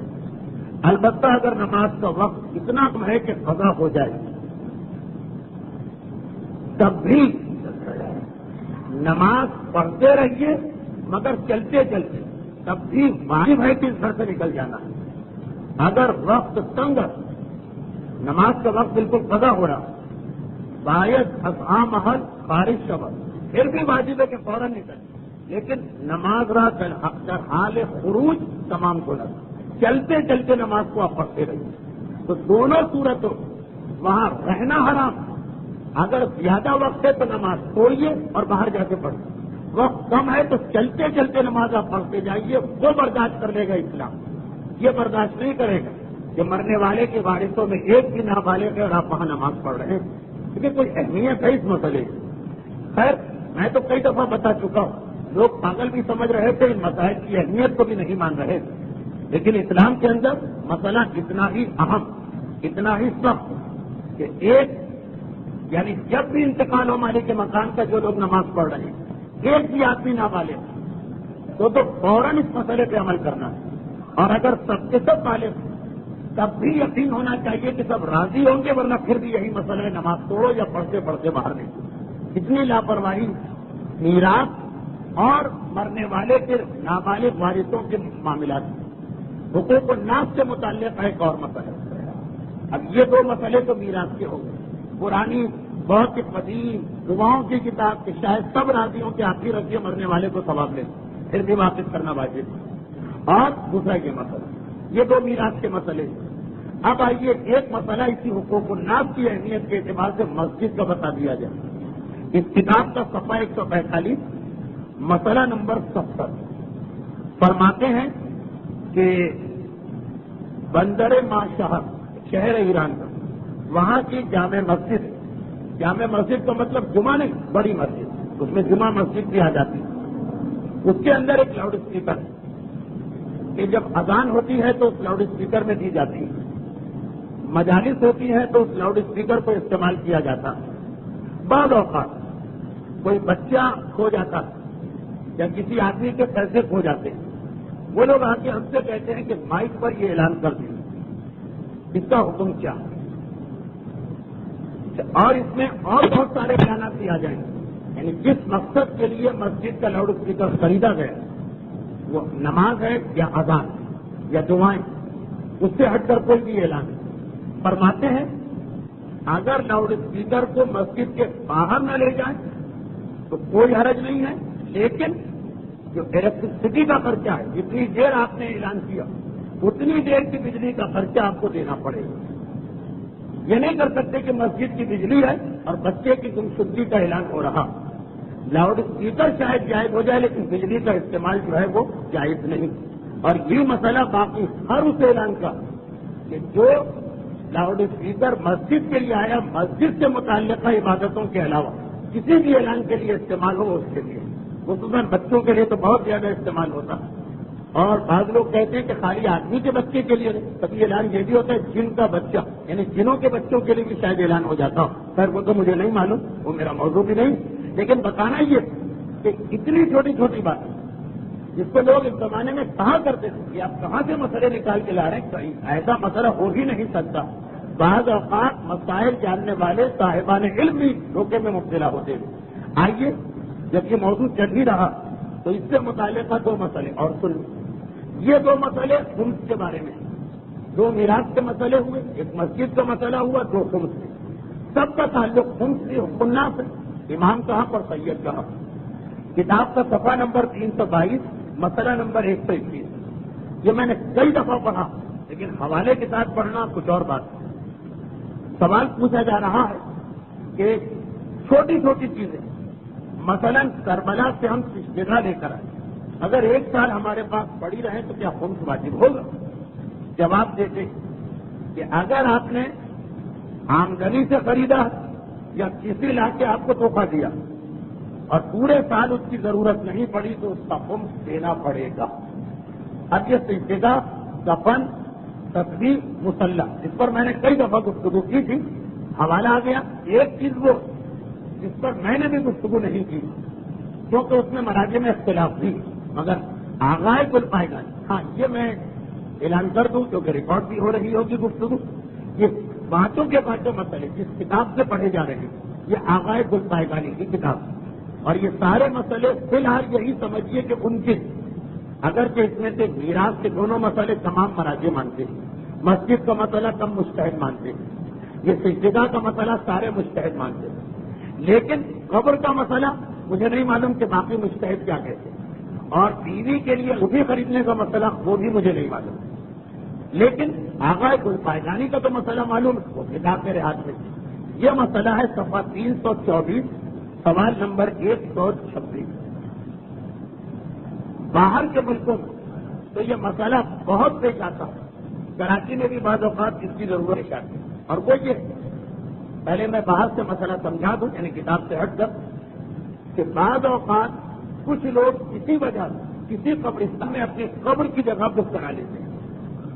اب مغربی دنیا میں تو اس لیے کہ وہاں قبریں بہت مہنگی ہیں، تو اگر جس دن انتقال ہوا اس دن قبر کتنے جائیں گے، اتنے پیسے کسی کی جیب میں نہیں ہوں گے، تو جس طرح ہر چیز قسطوں میں خریدی جاتی ہے کہ آپ چیز خرید کے قسطیں دیتے رہے تو لوگ قبر بھی اکثر خرید کے رکھتے ہیں۔ لیکن کراچی میں بھی بعض لوگوں کو دیکھا کہ اپنی بعض مصلحتوں کہ بھائی کھلا قبرستان ہے بھر نہ جائے، وہیں پہ ہمارے سارے رشتے دار ہیں، وہیں پہ گھر والے ہیں، ہماری قبر بھی وہیں بنے، بہرحال قبر خرید لیتے ہیں۔ اب سوال یہ ہے کہ ہم نے قبر خریدی، 1 سال تک اگر ہم نہیں مرے تو قبر تو رہے گی، اب اس کے بعد قبر کا خمس ہے یا خمس نہیں، یہ سوال ہے۔ اور مورد اطلاع مسئلہ سوال یہ کہ ایک آدمی نے اپنے لیے زندگی میں قبر کو خرید لیا تاکہ مرنے کے بعد یہیں پہ دفن کیا جائے، آیا وہی قبر خمس تعلق نیجیرت یا نہ، کیا اس قبر کا بھی خمس دینا ہے 1 سال کے بعد؟ فرماتے ہیں احتیاط واجب یہ کہ قبر کا بھی خمس دیا جائے، قبر اگر خریدی ہے اور سال گزر گیا خمس دیا جائے، مگر یہ کہ جس نے خریدی اسی سال اس کا انتقال ہو جائے کہ اس صورت میں خمس واجب نہیں ہو۔ اچھا، اب آپ لوگ ذرا کنفیوز نہ ہوئیے کہ یہ کیا آقا کل پائیدانی نے مسئلہ لکھ دی، یہ تو کلیئر مسئلہ۔ بس یہاں سے وہ وقت آ گیا کہ میں زبانی ایک دو باتیں بتا دوں۔ دیکھیے، مسائل پر توجہ دینے والے چونک گئے ہوں کہ آغاز اور پائیدانی نے یہ جو کہا کہ احتیاط کے واجب یہ کہ خبر سے بھی ایک سال گزر جائے تو خمس دی، یہ سمجھ میں آ گیا۔ لیکن یہ کیا لکھا کہ اگر ایک سال نہ گزرے، سال سے پہلے قبر کی ضرورت پڑ جائے تو خمس واجب نہیں۔ کیا مطلب اس کو؟ تو ہر چیز کا اصول ہے کہ سال پورا نہ ہو تو خمس واجب نہیں؟ جی نہیں، یہ بھی تو ایک بڑا اہم مسئلہ ہے۔ آج ہی ایک برادر ایمانی کہہ رہے ہیں مولانا اتنا اہم مسئلہ آپ نے باتوں باتوں میں بتایا، کبھی ممبر سے نہیں بتایا ہے، لیکن میں نے اتنا نہیں سمجھا تھا کہ باقان اتنا اہم ہے، تو سرسری بتا دیا جب اس کا موضوع آیا۔ اب یہ جو مسئلے کا دوسرا حصہ کہ اگر سال پورا نہ ہو اور یہ قبر کی ضرورت پڑ جائے تو خمس واجب نہیں، یہ پورا اس کے اندر ایک پورا مسئلہ چھپا ہے۔ وہ کیا؟ وہ یہ کہ عام آدمی کے لیے تو یہ مسئلہ ہے کہ جو چیز خریدو ایک سال تک ضرورت نہ پڑے تو خمس ہے، سال میں ضرورت پڑ جائے تو خمس معاف۔ لیکن اگر کسی آدمی نے کچھ چیزیں لی، سال سے پہلے اس کا انتقال ہو گیا، تو ان چیزوں پر جن پہ خمس نہیں گزرا، جن پہ سال نہیں ہوا، ان کا خمس تو دینا پڑے۔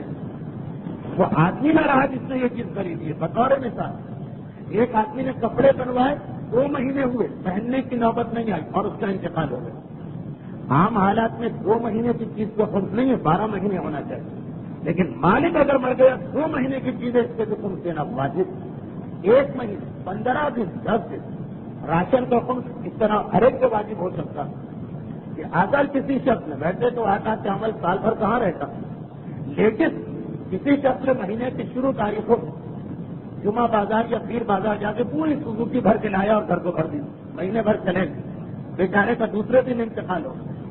اب اس میں سال بھر کا مسئلہ نہیں، جب مالک نہ رہا تو چیز خریدے ہوئے جتنے دن بھی گزرے ہیں اس کا خمس وارثوں پہ واجب ہو جاتا۔ مکان دیا، خریدا، فلیٹ خریدا، اس کے اندر گیا نہیں اور انتقال ہو گیا 15 دن یا 1 مہینے کے بعد، سال تو چھوڑے 15 دن خمس واجب۔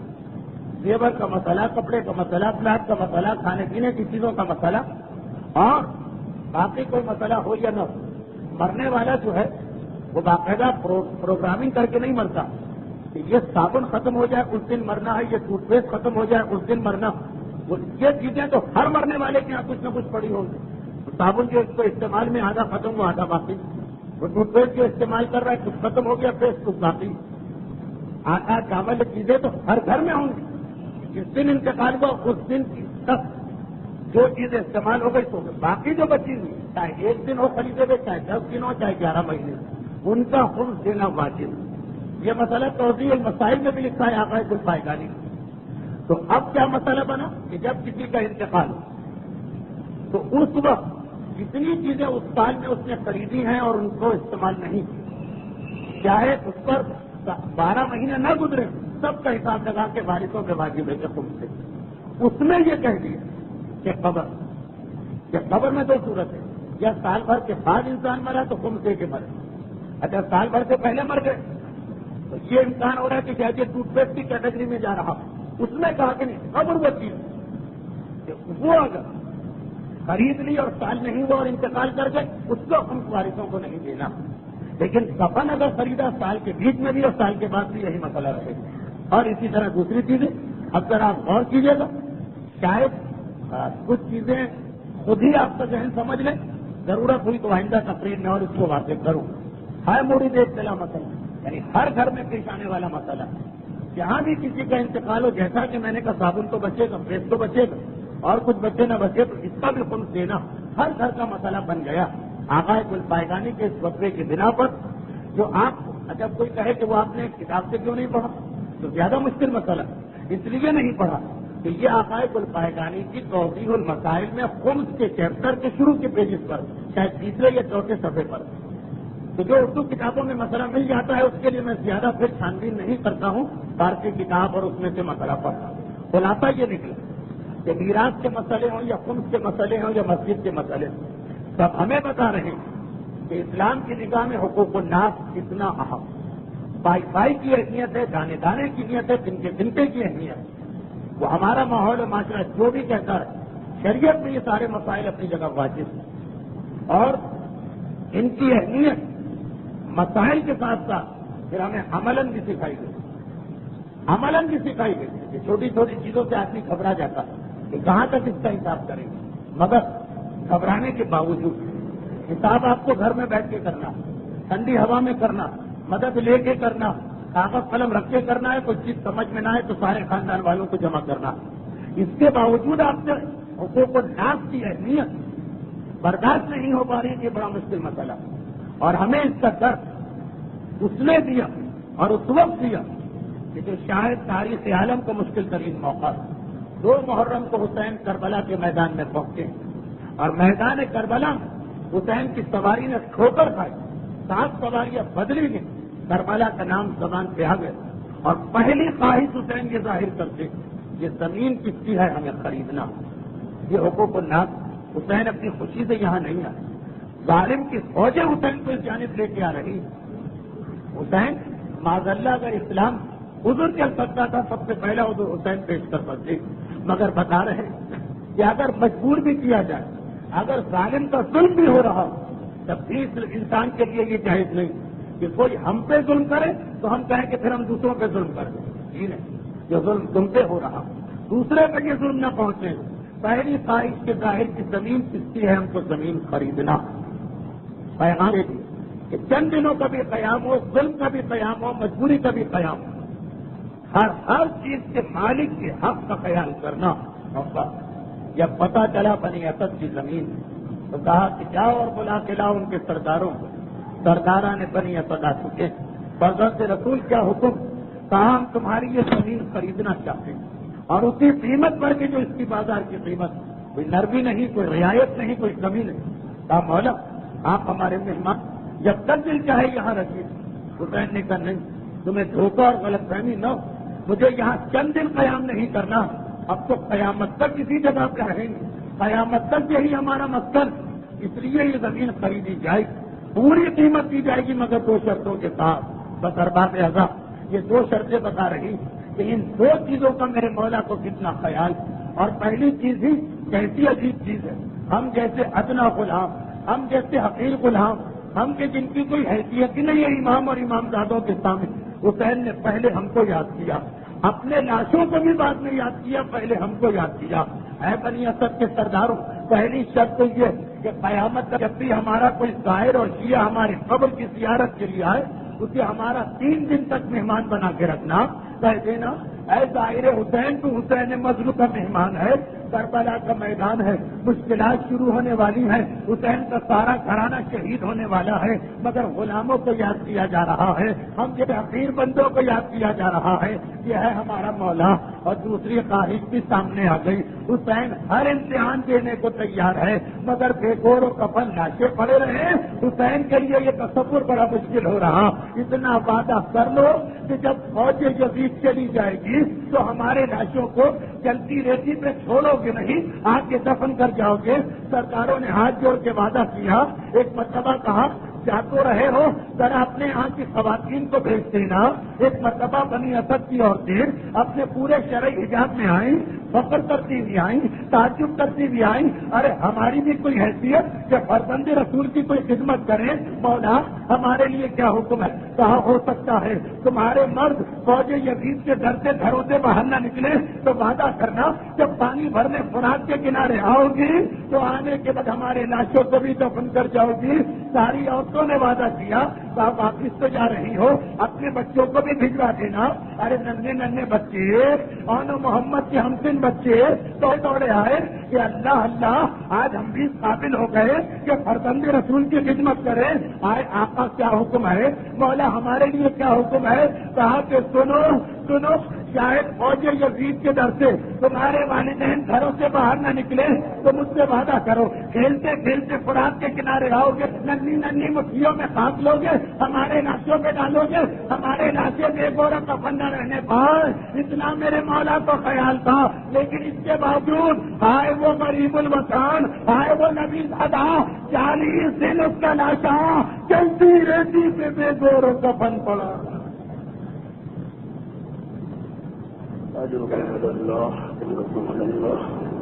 پروردگارہ تجھے واسطہ ان مصائب اہل بیت کا ہم سب کو دنیا اور آخرت کی ہر مصیبت سے محفوظ فرما۔ پروردگارہ تجھے واسطہ ان بے گور کفن لاشوں کا ہمارے جملہ مرحومین کی مغفرت فرما۔ پروردگارہ تجھے واسطہ میدان کربلا میں حسین کی حقوق الناس کی احتیاط کا ہمیں اپنے اور تمام برادران ایمانی کے حق کو ادا کرنے کی توفیق عطا فرما۔ پروردگارہ حضور امام میں تاجیل فرما۔